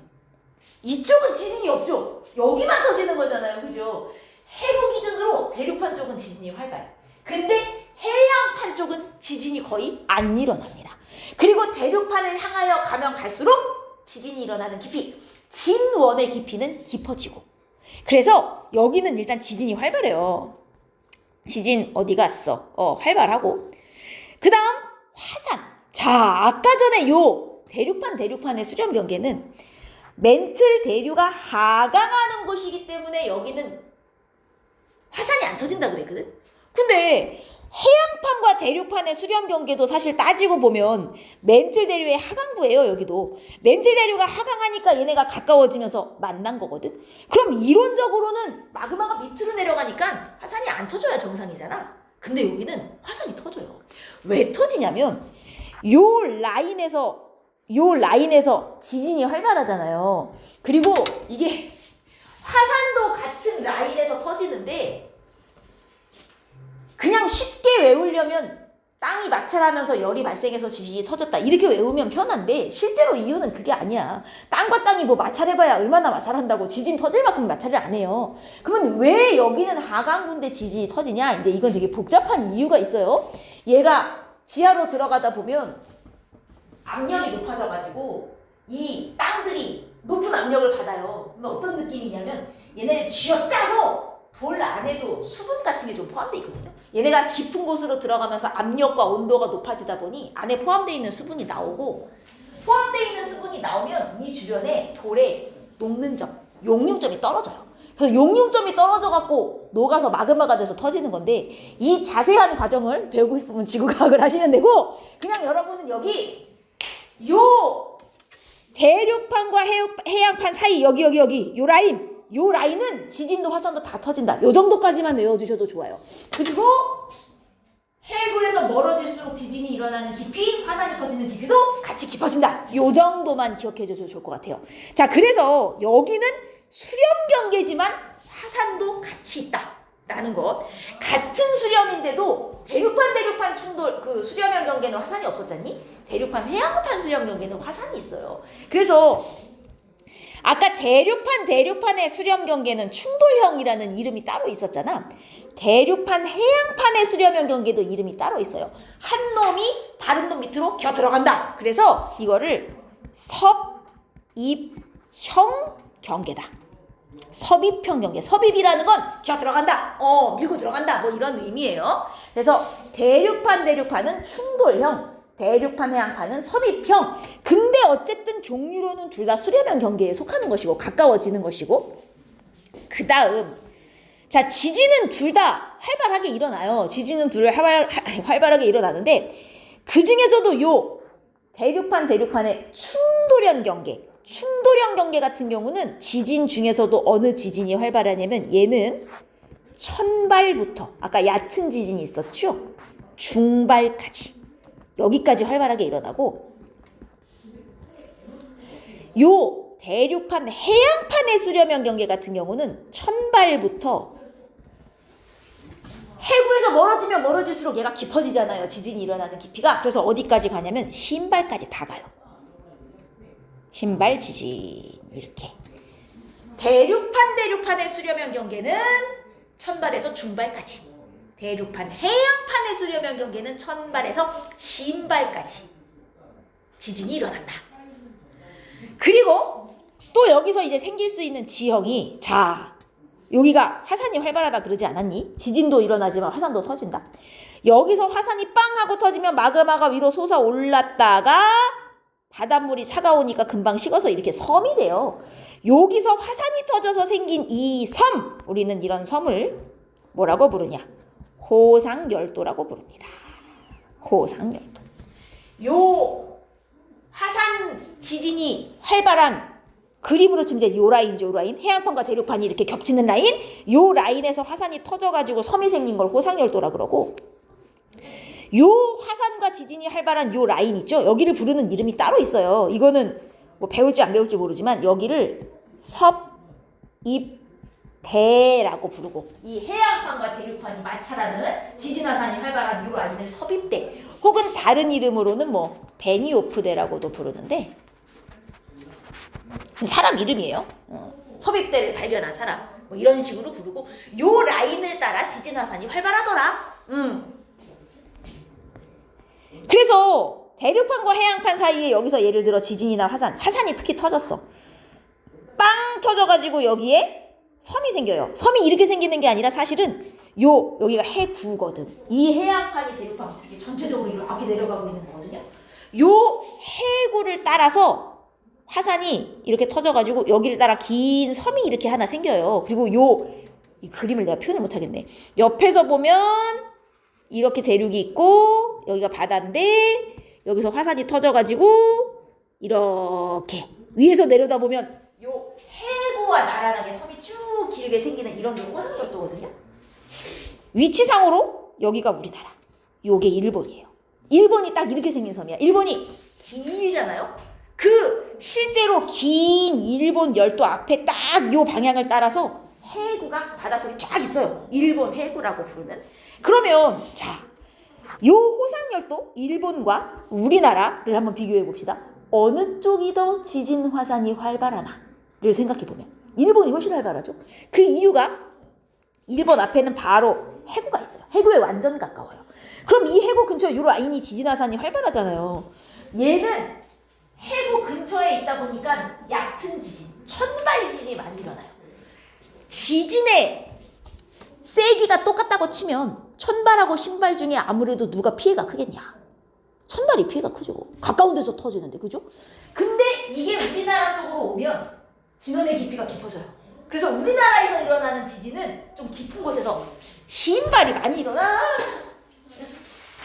많이 일어난다는 거죠. 그러다 보니 우리나라는 일본보다는 아무래도 지진의 피해가 조금 덜하다. 완전 안전지대는 아니지만 요 라인에서 벗어나 있다는 거죠. 자, 그리고 이제 여기가 동해바다 뭐 이렇게 되는 거고, 이쪽이 태평양 뭐 이런 식으로 생각을 하시면 돼서 일본하고 우리나라의 예시가 많이 나와요, 그림에. 그 다음 대륙판 해양판에 섭입형 경계에 생길 수 있는 지형 지금 2개 있어요. 해구와 호상열도. 그 다음 나머지 하나는 뭐냐면 여기도 습곡 산맥이 생길 수 있어요. 여기도. 아까 충돌형 경계에서도 땅이 올라와서 산맥이 될 수 있었지만은 섭입형 경계에서도 얘가 해양판이 대륙판 밑으로 기어들어가면서 이 사이에 땅이 솟아올라서 산맥이 되기도 해요. 근데 보통 어떤 식으로 생기냐면 해구, 호상열도, 습곡산맥이 3개가 동시에 생기는 관계가 아니라 해구와 호상열도가 생기든가 해구와 습곡산맥이 생기든가 이렇게 셋 중에 2개가 보통 생겨요. 해구는 기본으로 깔고 둘 중에 하나가 나타나는 형태가 돼요. 그래서 일본은 해구와 호상열도가 생긴 수렴형 경계라고 보시면 돼요. 그래서 이러한 섭입형, 수렴형 중에서도 섭입형 경계의 대표적인 예가 이제 일본 열도. 이름에 열도자가 들어가면 다 섭입이라고 보시면 돼요. 호상열도의 그 열도거든. 그래서 이게 전부 대륙판, 해양판의 섭입형 경계고, 그 다음 산맥 중에서 안데스 산맥. 안데스 산맥 이따 지도에서 보겠지만은 얘가 어디 있는지를 생각해보면 안데스 산맥이 그 남아메리카와 태평양 사이에 길게 있거든요. 이 태평양이 남아메리카 대륙 밑으로 기어들어가면서 그 사이에 바닷속에 해구가 긴 게 있고요. 그 위에서 솟아오른 게 안데스예요. 그래서 안데스 산맥은 섭입형 경계 중에서 해구와 습곡산맥이 생긴 형태거든요. 아까 전에 히말라야 같은 경우는 대륙판이 충돌해서 올라온 습곡산맥이잖아. 근데 안데스는 대륙판, 해양판이 충돌해서 올라온 습곡산맥이거든. 둘이 차이점이 뭐냐면 히말라야는 지진은 활발한데 화산이 없다 그랬잖아. 안데스는 지진 화산이 다 있어요. 섭입형 경계다 보니까 얘는 화산도 터지는 거예요. 그 2개가 약간 지각 변동이 달라요. 알겠죠? 요거를 기억하시면 되고, 그 다음 해양판의 경계는 이제 가르쳐주는 학교가 있고 안 가르쳐주는 학교가 있는데, 알아두시면 좋은 게 사실 대륙판, 해양판과 크게 다를 게 없어요. 얘는 거의 비슷하거든. 근데 해양판이 만나면 해양판이 만나면 두 해양판 중에서도 밀도가 좀 더 큰 애가 분명히 있거든. 그럼 밀도가 큰 해양판이 작은 해양판 밑으로 이렇게 겨들어가면서 서비평이랑 되게 비슷한 모양이 돼요. 서비평은 대륙판 밑으로 해양판이 들어가는 거고, 이거는 이제 같은 해양판인데 한 놈이 밑으로 들어가는 거고, 그래서 생기는 지형도 거의 비슷한 게 여기도 해구가 생겨요. 생기는 지형도 여기 해구. 그리고 여기서도 호상열도 생길 수 있어요. 여기서도 호상열도. 딱 하나의 차이점은 여기는 습곡산맥이 없어요. 그러니까 해양판, 대륙판이 거의 비슷한데 딱 하나 습곡산맥이 생길 수 있냐 없냐 요 차이. 나머지는 거의 비슷해요. 그래서 지진이나 화산도 거의 똑같고 해양판의 서비평 경계의 대표적인 예가 그 마리아나 해구라고 혹시 들어봤는지 모르겠어. 해구인데 전 세계에서 가장 깊은 해구거든. 얘는 해양판에서 생기는 해구예요. 그래서 마리아나 해구하면 많은 학생들이 해구니까 대륙판 해양판이라 생각하는데 얘는 해양판의 예시로 나온다는 거는 좀 기억을 해둬야 돼요. 나머지 습곡산맥 하나가 있냐 없냐 요 차이 빼고는 다 해양판이랑 대륙판 해양판이 똑같다고 보시면 돼요. 이해됐죠?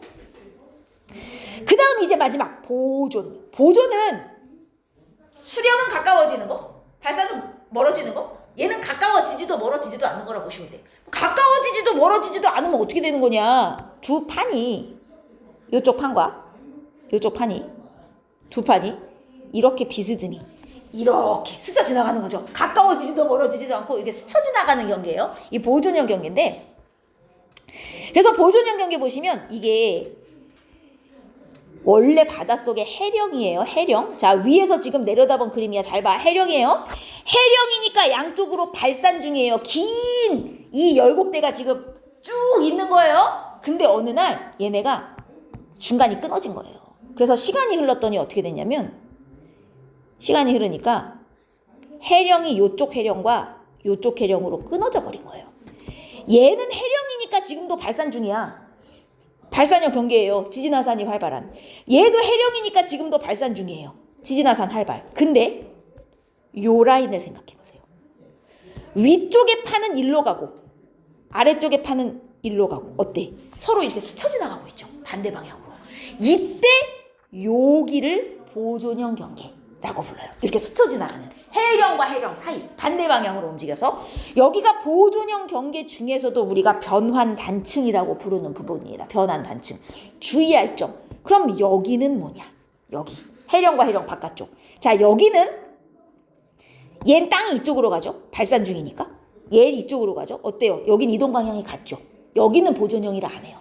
요 해령과 해령 사이 여기까지만 보존형 경계예요. 여기까지만. 알겠어요?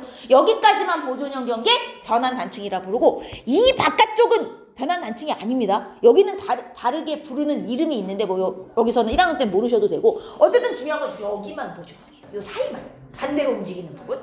그러면 여기는 일단 생길 수 있는 지형은 변환단층이고요.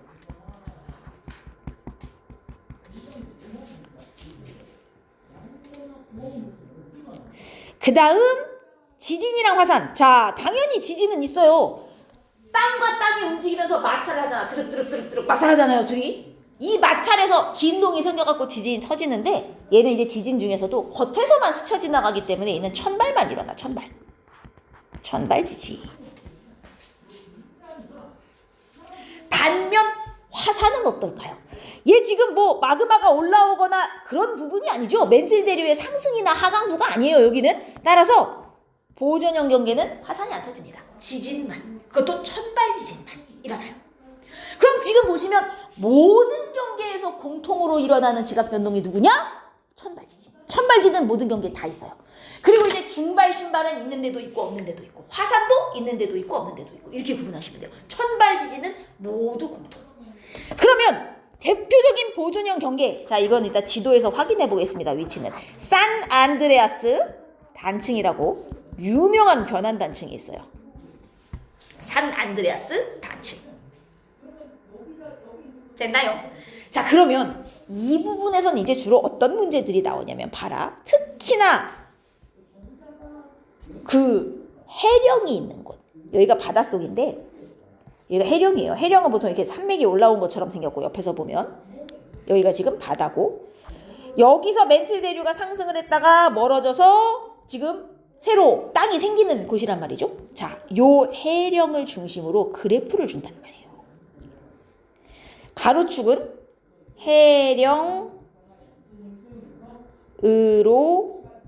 해령으로부터의 거리고요. 세로축은 지각의 나이. 자, 해령은 땅이 자꾸 생겨나는 곳이잖아. 여기서 땅이 생기고 얘네가 밀려서 옆으로 가고 또 땅이 생기고 밀려서 옆으로 가고 이렇게 계속 땅이 생겨요. 그러다 보면 어디까지 가는 거야? 해구까지 가서 이제 해구에 도착하면 기어 들어가서 소멸되는 거거든. 그럼 해령은 땅이 자꾸 생겨나는 곳이니 해령에 가까울수록 땅이 나이가 어려. 생긴 지 얼마 안 된 땅이라는 거죠. 근데 해령에서 멀어질수록 이제 생긴 지 오래된 땅, 밀려난 애들인 거지. 해령에서 멀어진다는 건 해구에는 가까워진다랑 같은 말이야. 해령에서 멀어지고 해구에는 가까워질수록 땅이 나이가 많아져요. 그래서 보통 이런 식의 나이 그래프가 그려져. 여기가 지금 해령이에요. 0km. 해령이 나이가 제일 어려요.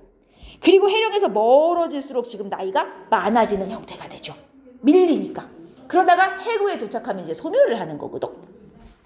그래서 해구에서 멀어질수록 해구에서 멀어질수록 이게 다른 말로 하면 해구에 가까워질수록 이랑 같은 말이죠. 해구에 가까워질수록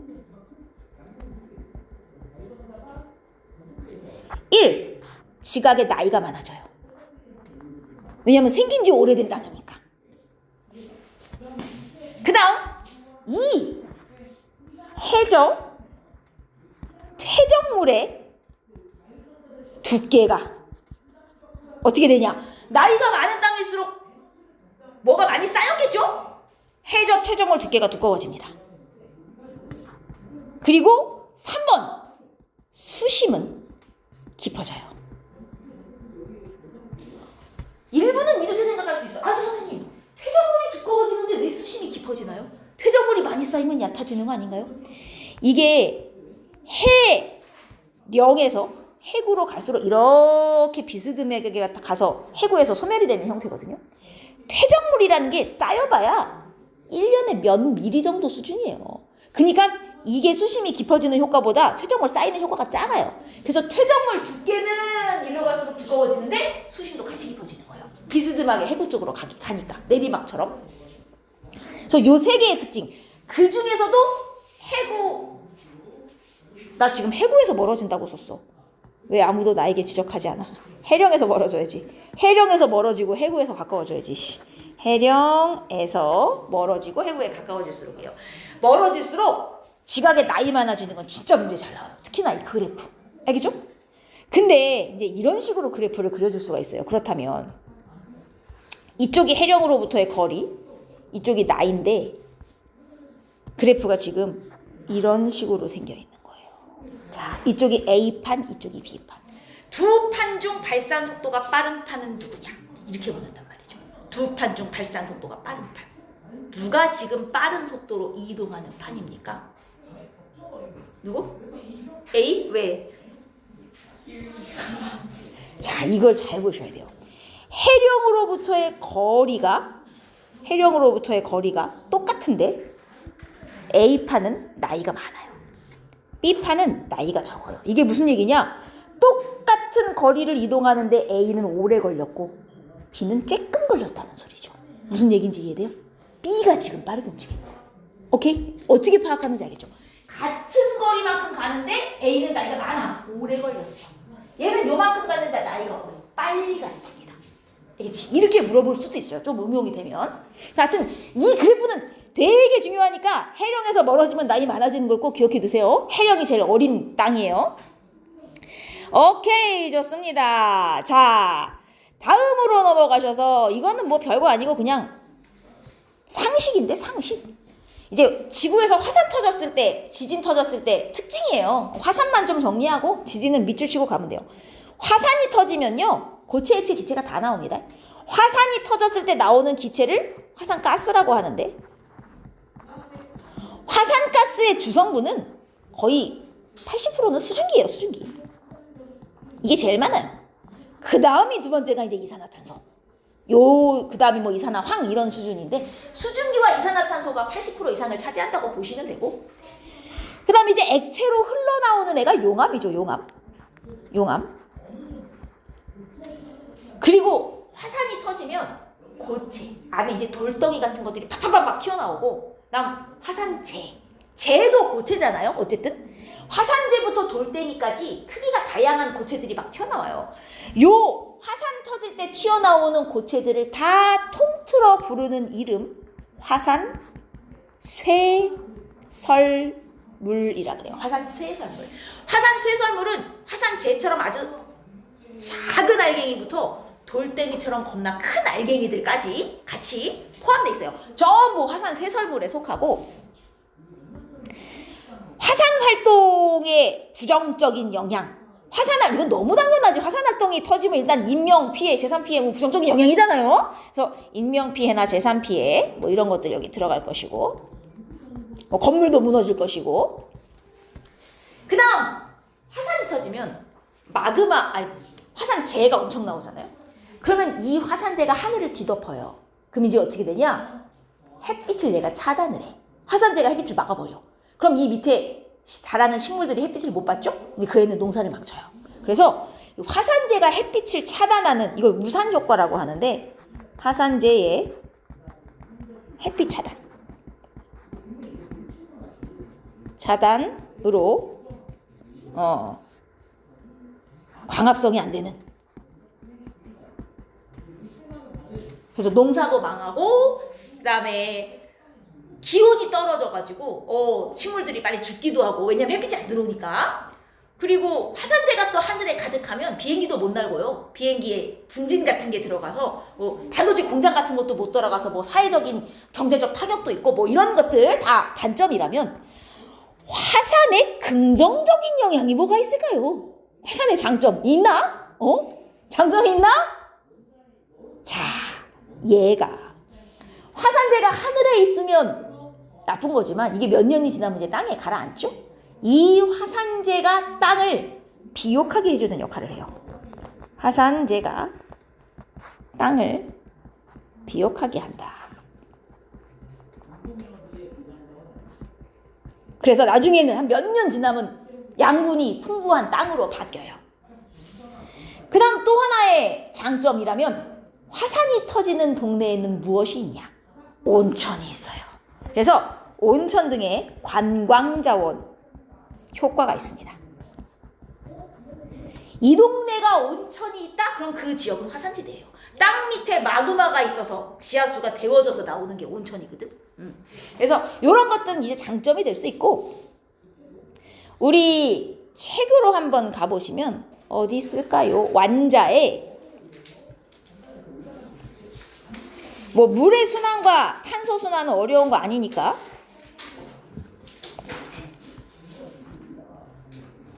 완자에 보시면 138페이지에 그 지도가 있어요. 전 세계 화산 지진 많이 터지는 데 모아놓은, 여기가 다 판의 경계예요. 보시면 이 태평양판 가장자리가 싹 다 판의 경계라고 생각하시면 돼요. 전부 지진 화산이 활발한 라인이고, 화산이 많이 터지면 화산대, 지진이 많이 터지면 지진대, 화산대, 지진대를 합쳐서 뭐 변동대 이런 식으로 불러요. 어쨌든 이 변동대는 대부분 판의 경계 부분이더라 라는 얘기. 그리고 여기 보세요. 대륙 중앙보다 주변에 주로 화산 지진해가 많은 이유, 주변부가 판의 경계라서 그래요. 중앙부는 판의 한가운데니까 지진 화산이 거의 없는 것이고, 그리고 그렇다고 대륙의 중앙부라고 해서 지진인 화산이 1도 없냐? 그건 아니지만 거의 드물다는 거지. 그럼 중앙부에서는 왜 터지나요? 그걸 배우고 싶으면 지구과학을 하시면 됩니다. 중앙에서 화산이 터지는 이유, 간혹 터지기도 하거든요. 직권을 구분하는데 이제 요 그림, 요 139쪽에 이 그림이 100% 출제돼요. 어디부터 어디까지가 판이냐, 그리고 어디가 연약권이고, 어디부터 어디까지가 지각이고 멘틀이냐. 지금 잘 보시면 멘틀은 여기부터 여기까지가 다 멘틀이에요.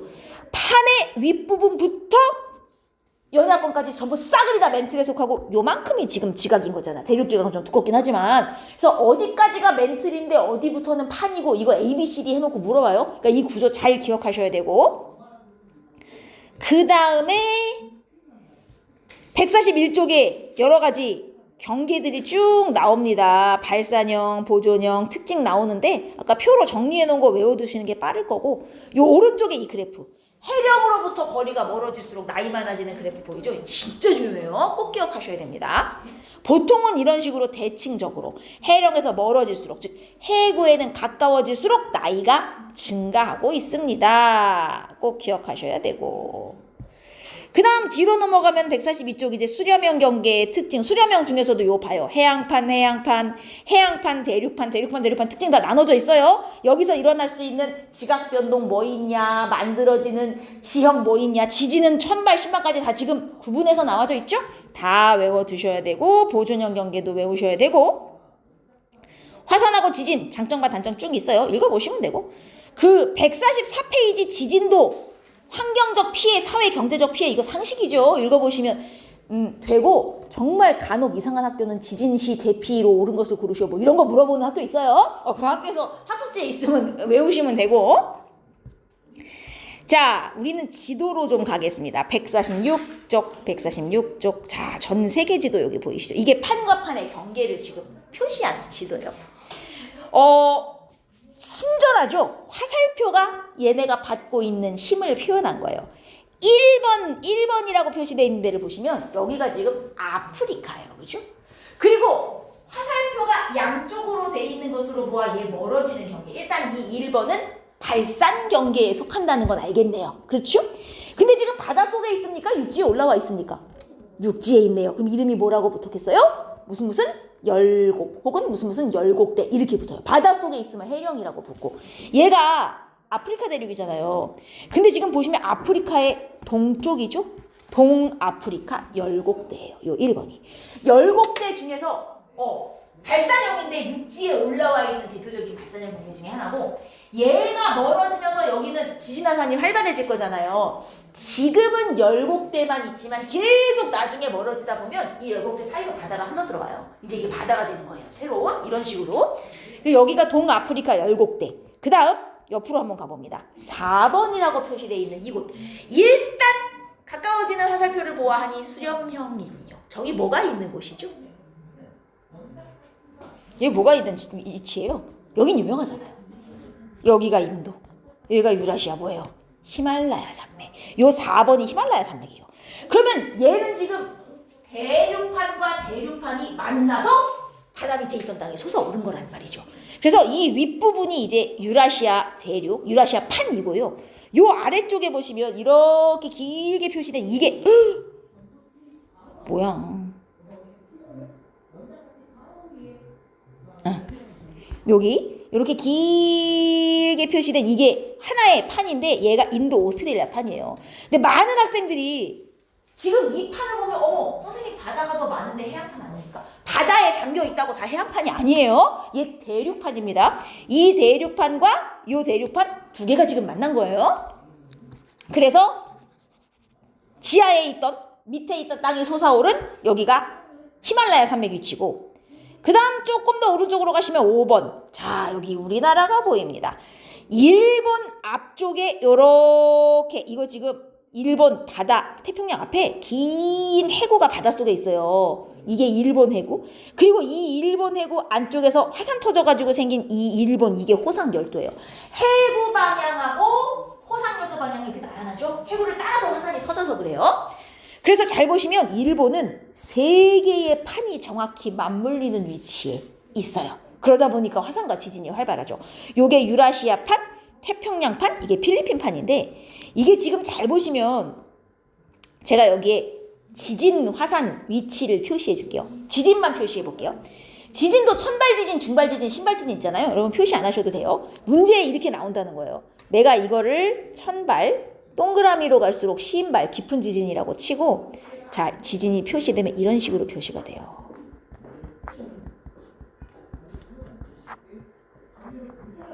이런 느낌이거든요. 그럼 여러분 보세요. 제가 얘를 A판, B판, C판이라 하고요. 셋 중에 가장 밀도가 클 것으로 예상되는 판은 누굽니까? 라고 묻는다면 셋 중에 가장 밀도가 클 것으로 예상되는 판 C. 지금 A와 C 사이의 경계를 보시면 A와 C 사이의 경계를 보시면 C 쪽에는 지진이 없어요. 근데 A 쪽에만 지진이 있고 요 A 경계에서 멀어질수록 점점 지진이 깊어지는 거 보이죠? C가 A 밑으로 기어 들어가고 있다는 얘기죠. 지금 C가 무겁다는 소리예요. 그리고 B, C의 경계를 봐도 일단 C 쪽에는 지진이 없고 B 쪽으로 가면 갈수록 지진이 깊어지죠. C가 또 B 밑으로 기어 들어가고 있는 거예요. 그래서 C는 A 밑으로도 들어가고 B 밑으로도 들어가고 C가 제일 무거운 판이라는 뜻이겠죠. 그 다음 여기도 B와 A의 경계도 보시면요. B와 A의 경계도 일로 갈수록 지진 화산이 활발하고 이쪽은 AB 경계의 오른쪽은 또 지진이 별로 없어요. 그러니까 B가 또 A 밑으로 들어가고 있는 거예요. B도 A 밑으로, C도 A 밑으로, 그리고 C는 B 밑으로 이렇게 세 개가 동시에 지금 들어간다고 보시면 돼요. 그래서 밀도가 이 중에 C가 제일 큰 판. 그 다음이 B, 그 다음이 A. 그리고 실제로 B, C는 해양판에 속해요. A는 대륙판이고. 이해했습니까?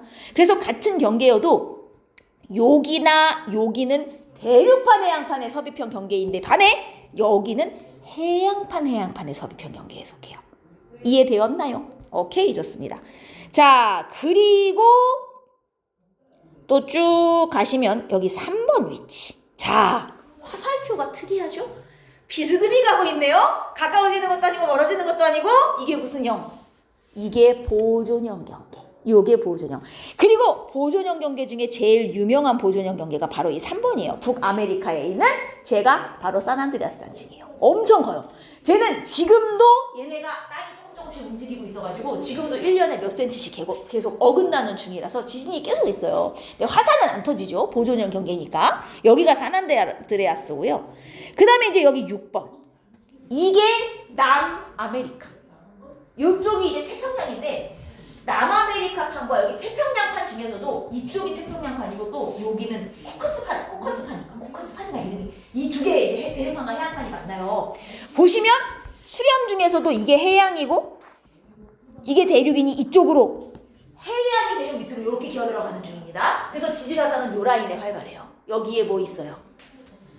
저기가 안데스 산맥 위치예요. 그러니까 같은 태평양인데 요 일본 쪽은 해고와 호상열도가 생기는 거고 요 남아메리카 쪽은 해고와 습곡산맥이 생긴 지형인 거예요. 양쪽이 지금 좀 다르게 생겼죠. 같은 서비평인데 이 앞에도 여기도 해구 있어요. 바닷속에 엄청 깊은 거 페루 칠레 해구라고. 그리고 요 라인을 따라 쭉 안데스 산맥이 솟아올라 있는데 얘는 해양판이 대륙판 밑으로 기어 들어가고 있기 때문에 지진과 화산이 모두 활발하더라. 됐습니까? 그리고 2번으로 넘어가면 2번은 사실 여기만 동그라미가 돼 있지만 이거를 전체적으로 보시면요. 요 라인을 쭉 따라서 이게 다 발산형이에요. 전부 해령이에요. 이거 전부. 바다 그냥 밑에 얘네가 전부 발산 중에 있는 거거든요. 지금 이 바다가 대서양이에요. 대서양 한가운데를 쭉 가로질러가지고 바다 밑바닥에 엄청나게 긴 해령이 있어요. 대서양에는. 양쪽으로 지금 멀어지는 중이에요. 이게 대서양 가운데 있는 해령이다. 그래서 대서양 중앙 해령입니다. 제 이름이. 바닷속에 있으니까 이름이 해령이죠. 그리고 여기에 없는 애들 중에 간혹 문제에 나오는 여기 없는 애들 중에 간혹 문제에 나오는 애가 이제 요 라인이에요. 요 라인. 잘 보이는 색으로 요 라인이에요. 요 라인. 이게 지금 태평양 같은 경우 요 태평양 가장자리를 쭉 따라서 여기가 전부 서비평이에요. 태평양판이 다 대륙판 밑으로 기어 들어가고 있어서 여기가 전부 지진화산이 활발한데 딱 여기 태평양 밑바닥에 여기가 발산이에요. 태평양은 서빈만 있는 게 아니라 발산도 있긴 해요. 그리고 태평양 전체 기준 여기가 약간 동쪽이잖아요. 태평양의 동쪽에. 그래서 얘가 동태평양 해령이에요. 동태평양 글씨를 동태평양 해령인데 그래서 태평양은 해령과 해구 그러니까 발산형 경계와 수렴형 경계가 다 있다고 보시면 돼요. 한 바다에. 근데 보시면 발산 경계는 요만큼인데 제가 빨강으로 표시한 수렴 경계는 파랑이 전체가 다 수렴이거든요. 그러다 보니 얘는 발산보단 수렴이 더 발달해 있어갖고 태평양은 수렴이 더 활발해요. 근데 대서양은 보시면 여러분 요 라인이 다 발산이잖아요 지금 대서양은. 근데 요 대서양 가장자리 라인 좀 보세요. 육지와 바다 사이에 여기 경계 보여요 안 보여요? 없죠. 얘는 바다에 발산은 있는데 수렴이 없어요.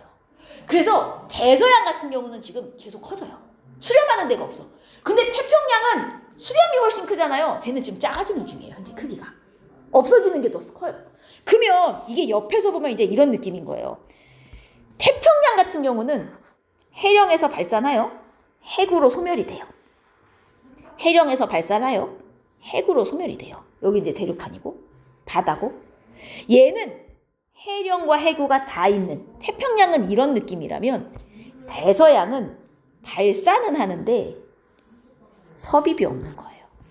바다가 이렇게 있으면. 뭔 차이를 알겠어요? 얘는 지금 이렇게 기어 들어가는 데가 있잖아요. 근데 얘는 기어 들어가는 데가 없죠. 커지기만 하고 있는 거예요. 그래서 이렇게 두 개 그림을 그려놓고 태평양, 대서양 구분하라고 하는 경우도 있어요. 섭입이 있냐 없냐로 보는 거예요. 알겠죠? 태평양은 소멸되는 부분이 있다. 근데 대서양은 그림을 그려보면 소멸되는 부분이 없다. 이렇게 생각하시면 됩니다.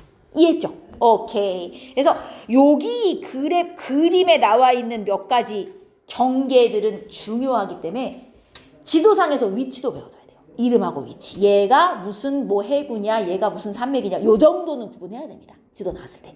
어때요? 여기까지가 경계에 대한 내용이에요. 괜찮죠? 그리고 이 그림, 이게 149쪽에 13번이나 14번, 특히 14번 같은 그림이 시험에 진짜 잘 나오는데 요 14번 그림이 하나의 그림의 수렴형, 보존형, 발산형을 다 그려놓은 그림이거든요. 그래서 얘는 요 밑에를 보시면 여기는 이제 딱 봐도 발산이에요. 마그마가 솟아올라서 양쪽으로 퍼지잖아요. 그래서 이 C, 이게 지금 해령, 발산 중이고 여기도 발산 중인데 발산과 발산이 끊어진 여기 B, 여기가 보존형 경계인 거예요. 여기 발산, 여기 발산, 여기 발산, 근데 요 사이는 보존형인 겁니다. 구분하겠죠? 그래서 B, C가 다른 종류의 경계예요. 그리고 A와 D는 보시면 A와 D는 여기 땅이 기어 들어가고 있습니다. 이 땅 밑으로 이 땅이 들어가고 있으므로 섭입, 대륙판 밑으로 지금 해양판이 들어가고 있는데 여기서 화산이 터져가지고 지금 보여요? 여기서 화산이 터져가지고 섬이 올라왔잖아요. 이 섬이 뭐예요? 호상열도. 저게 딱 이제 일본이에요. 호상열도. 그리고 D도 보시면 여기도 섭입이에요. D도 섭입인데 얘는 여기가 해구예요. 이제 땅이 소멸되는 여기도 해구고 요 라인 두 개가 해구예요. 요 해구에서 오른쪽에 보시면 이거 보여요? 얘는 호상열도가 아니라 뭐야? 완전 산맥이죠. 이건 습곡산맥. 요건 호상열도와 해구가 있는 쪽. 요건 습곡산맥과 해구가 있는 쪽. 같은 섭입형 경계인데 양쪽에 지금 다른 지형이 형성됐지. 됐습니까? 여긴 충돌형은 표현하지 않았네요. 여튼 이렇게 그림 하나가 나오면 여기에 모든 경계가 다 들어있는. 그러면 여기서 무슨 지진 나냐, 화산은 터지냐 막 이런 거 구분 잘해서 보셔야 됩니다. 그리고 여기까지 나올지는 모르겠는데 150쪽에 22번을 보시면 사실 이 그림은 가는 누가 봐도 수렴이고 나는 발산이고 다는 보존이잖아요. 근데 여기 보면 두 판의 상대적 이동 방향이라는 표현이 있는데요. 만약에 여기 두 개의 판이 있어요. 근데 둘 다 같은 쪽으로 가요. 근데 뒷판이 빨라요. 그럼 이건 무슨 경계가 되는 거예요? 같은 쪽으로 가는데 뒷판이 빨라요. 그럼 두 판은 가까워지는 거 아니에요, 결국? 뭐에 속해요? 수렴형에 속해요. 그러니까 같은 방향으로 가도 상대적인 차이. 어쨌든 얘네가 가까워지니? 그러면 이거 수렴형이고, 두 판이 같은 방향으로 가는데 얘보다 앞에 판이 빨라. 그럼 두 판은 결국 멀어질 거잖아요. 이러면 발산으로 가요. 무조건 반대 방향이냐 이렇게 나오지도 않을 수 있어요. 이렇게 방향이 같은데 속도 차이가 나도 우리가 발산이나 수렴이라고 볼 수 있습니다. 상대적인 속도 차이가 중요한 거예요. 그리고 뭐 이런 식인 거죠. 그 151쪽에 보시면 여러분 꼭 이거 정말 짜증나. 평균 이동 속도. 이거를 원래 뭘로 보시는 거냐면 이 그림 감이 와요?